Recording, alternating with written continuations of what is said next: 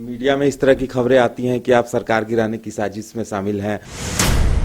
कुछ विधायक लोग जो है कि चार्टर प्लेन से सरकार गिराने के लिए दिल्ली तक चले गए।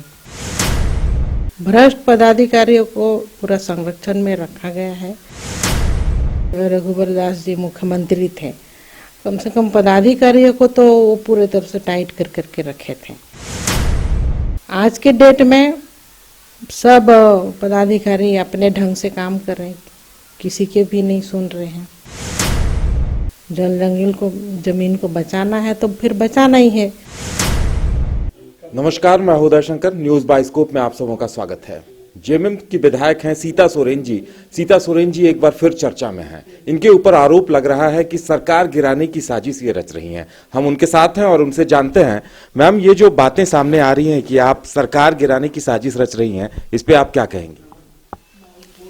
देखिए, ये मेरे ऊपर गलत आरोप है। एक साजिश के तहत हमको फंसाया जा रहा है। हम ऐसा कहीं भी कुछ ऐसा कदम अभी तक भी नहीं उठाए हैं जो कि कोई भी कह दे कि हम सरकार विरोधी काम कर रहे हैं या फिर भाजपा वालों से मिल करके सरकार को गिराने के लिए कुछ भी हम ऐसे साजिश रचा रहे हैं। ये पूरी तरह से गलत है, बेबुनियाद है। कुछ विधायकों के नाम लिए जा रहे हैं, कहा जा रहा है कि उन्होंने एक लिखित पत्र दिया है पार्टी को, संगठन को, तो इस बारे में क्या कहेंगे? ये एक मतलब क्या बोले, एक हवाई बात है जो कि 6 विधायक लिखे हैं कि 10 विधायक कि 12 विधायक कहाँ लिखे हैं, कोई चिट्ठी का कुछ आता पता है ये नहीं। तो कैसे कोई आप भी कैसे प्रूफ हो करके कह सकते हैं कि कुछ विधायक लोगों ने मेरे खिलाफ ऐसा लेटर बनाया है? हम तो नहीं मान रहे हैं, क्योंकि अब तक ऐसा कुछ लेटर किसी के भी सामने नहीं आई है। सरकार के सामने कई बार इस तरह की स्थितियां आई। इससे पहले भी कुछ रवि केजरीवाल, इन लोगों का नाम आया, आरोप लगा, लेकिन आपकी इन्वॉल्वमेंट कभी नहीं आई है। इस बार भी आपकी बात, आपका नाम सामने लाया जा रहा है। आखिर क्या वजह है कि आप जब राजनीति में पदार्पण कर रही थी, तीसरी बार आप विधायक हैं, जनता पूरी तरह से आपके साथ है, आपकी क्षेत्र की जनता प्यार मिलता है। 3 बार विधायक कोई यूं ही चुनकर आ नहीं सकता, तो जनता साथ है, आप मुद्दों को भी उठाती हैं, लेकिन समस्या कहां है कि बार बार निशाने पे आप होती हैं? देखिए, कहीं ना कहीं ऐसे साजिश ही रचाया जा रहा है, क्योंकि हम सही मुद्दों को सामने लेकर के आ रहे हैं। तो किसी की भी सोच हो सकती है कि इस तरह की मुद्दों को नहीं लाना चाहिए, शांत रहना चाहिए। और शांत भी कैसे हम रह सकते हैं जब जन मुद्दा है। क्षेत्र भ्रमण के समय चतरा गए तो ये मेरे सामने नजर आया कि इस तरह की जो वन भूमि को अतिक्रमण किया हुआ है, तो इसको सरकार के सामने लाए तो हो सकता है यही एक वजह हो सकती है कि इस तरह के मुद्दे को हम ना लाएं और फंसाने का साजिश चल रही है। मीडिया में इस तरह की खबरें आती हैं कि आप सरकार गिराने की साजिश में शामिल हैं और राजभवन जाकर आप मिलती हैं, तो इन सब के मायने कहीं न कहीं अफवाहों का बाजार भी गर्म हो जाता है। तो इसे लेकर आप क्या मैसेज देंगी? देखिए, राज्यपाल महामहिम जी से हम मिले और अपने ज्ञापन जो है कि उनको सौंपे, क्योंकि जब हमको विधानसभा के स्तर से जब हमको निराशा मिले, अब जो क्वेश्चन को हम उठाते हैं उस पर अगर कई बार उठाया गया ये क्वेश्चन को और विधानसभा को भी पदाधिकारियों के द्वारा गुमराह किया गया, जिस तरह का जवाब मिला, तो एक मन जो है कि टूट जाता है। क्योंकि सीएम साहब से भी वार्तालाप हुई तो कहीं से जब कोई रास्ता नहीं निकलती है, तो ऐसी स्थिति में महामहिम राज्यपाल के यहाँ हमको जाना पड़ा। आखिर कहीं ना कहीं तो न्याय मिलना चाहिए इन सब चीज़ों को लेकर के। तो क्या माना जाए कि अगर सोरेन परिवार को देखा जाए तो सोरेन परिवार की राजनीतिक विरासत हेमंत जी संभाल रहे हैं, उसके बाद दूसरी आप संभाल रही हैं और आपका सीधा जुड़ाव जनता से है, क्षेत्र की जनता से, तो शिकायतें आती हैं। तो क्या माना जाए कि आपको लेकर कहीं हेमंत जी को या फिर जो संगठन सरकार में उच्च लोग हैं उन्हें गुमराह किया जा रहा है कि आप कुछ ऐसी साजिशें रच रही हैं? जी बिल्कुल, हम तो इसी तरह का ही कुछ है जो कि उनके सामने जो लोग हैं वो लोग गुमराही कर रहे हैं और सही राय नहीं दे रहे हैं, गलत राय दे करके ये साजिश ही है कि हम इस तरह की चीज़ों को ना उठाएं।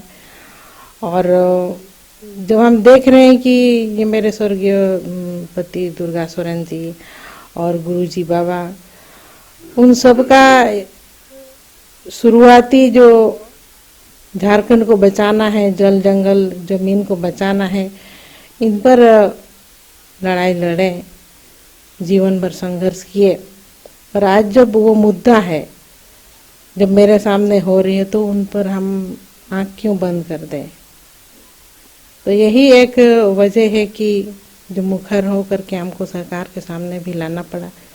जल जंगल को जमीन को बचाना है तो फिर बचाना ही है। हम क्यों भाषण में ही बोलते हैं, जब करने की बारी आती है तो करना चाहिए। सरकार हमारी है और तभी भी काम नहीं हो तो फिर क्या क्यों बोला जाए।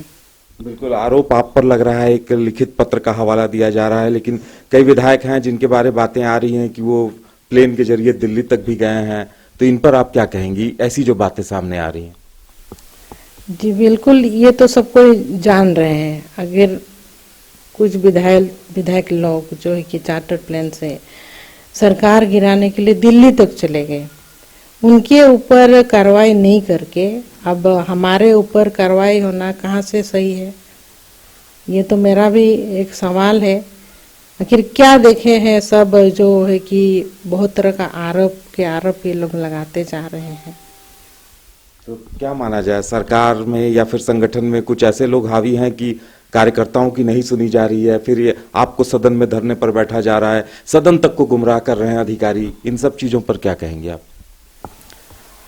इन सब चीज़ों पर हम यही कहेंगे कि आज के डेट में जो कि पदाधिकारी को पूरे तरह से छूट मिला हुआ है।